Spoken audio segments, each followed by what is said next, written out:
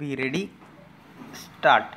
The human factor is of supreme importance in the educational process. Education is a mirror in which developmental process finds its reflection in a developing society. Modernization is largely a function of education, and the development process may be considered synonymous to the process of education.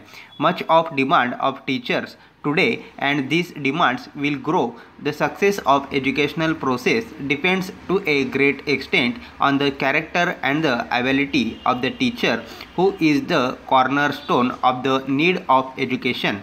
The refining quality of teachers put him in the category of creator or a maker in the classical use of the term. Para. Teaching ranks high in society because it is the teacher who builds a nation and makes it great and strong. In reality, teaching is not a mere profession, but it is scared service in molding the future destiny or of the nation. Therefore, society should pay due respect to this profession and make the teacher self-sufficient, because economic self-sufficiency is a great source of satisfaction, self-respect, mental freedom, and moral strength. A satisfied person spreads satisfaction in society and is thus conducive to the successful working of democracy. Good economic and social status will also produce highly qualified and efficient teachers, and the teaching profession will remain no longer the last resort for the disaffected young men. Para. The personality of a teacher is one of the most important items that affect education and growth of a child. Teacher's attitude towards his job molds his personality, and hence determines the zeal with which he would last his work.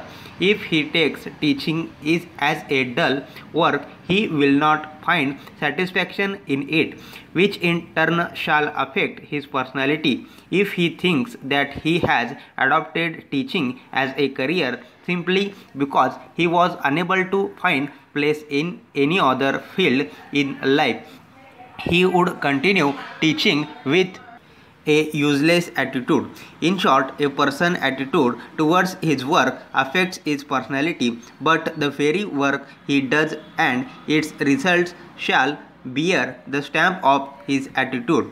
What the investigators are trying to emphasize is that if a teacher takes his work with a negative attitude, the same would be filtered down in his students, and they would not be able to derive full benefit of education they receive from him. Students do imitate their teacher's attitude, ideas, and ways consciously and unconsciously.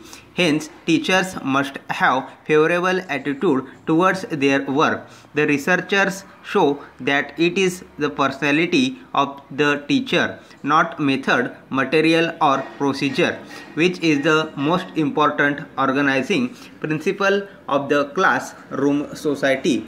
A trained teacher proves himself efficient than the untrained teacher. Such contemporary knowledge of the attitudes which has been ignored in our country is likely to transform education and initiate revolutionary changes in handling teachers' work.